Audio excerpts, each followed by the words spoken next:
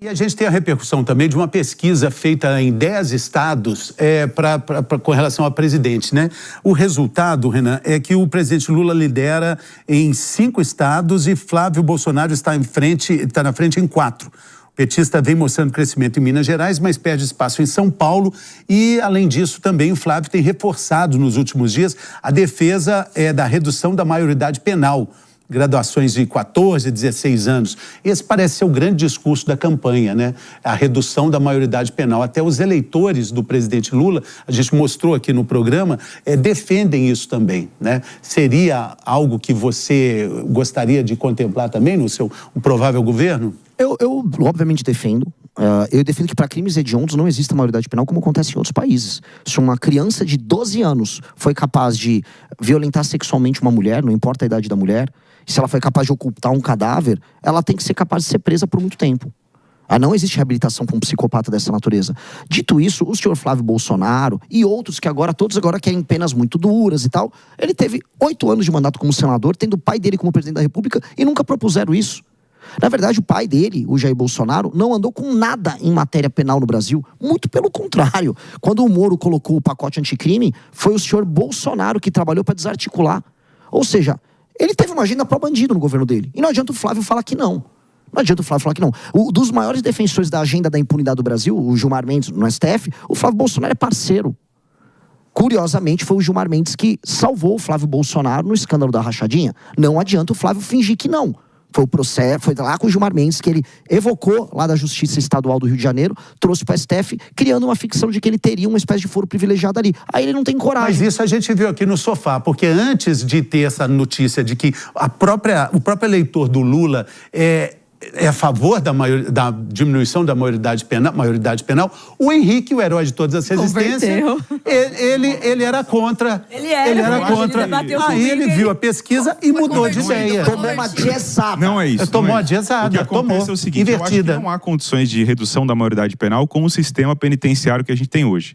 Porque você colocar um menor de idade, um menor infrator dentro do presídio, que é uma escola do crime, hoje você vai estar fazendo ali uma formação infinita de pessoas para organizações criminosas, que é o que acontece dentro do presídio hoje. Até aproveitar que a gente está com um candidato aqui, caso haja redução da maioridade penal, você acha que os presídios, no formato que são hoje, eles têm condições como você imagina a função do presídio para com os criminosos?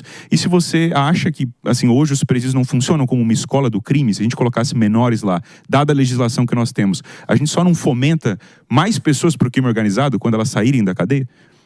Pois bem, eu tive a oportunidade de ir em Pernambuco, num presídio que tinha sido desativado há coisa de 2 meses. O presídio era administrado pelo Comando Vermelho. A maior parte dos presídios no Brasil são administrados pelas facções. É comum no país inteiro. Isso é um fato dado. Isso é um fato dado. O Oruan, o Poço do Rodo, quando foi detido lá no Rio de Janeiro, teve que preencher um formulário falando: eu pertenço ao Comando Vermelho. O Estado brasileiro formalizou a existência disso. Nós temos que desmontar isso. Por isso a gente tem que ter uma política muito séria de destruição do crime organizado. Destruição institucional deles. Então, eu recupero as favelas que estão na mão do crime, assim como eu recupero os presídios que estão na mão do crime.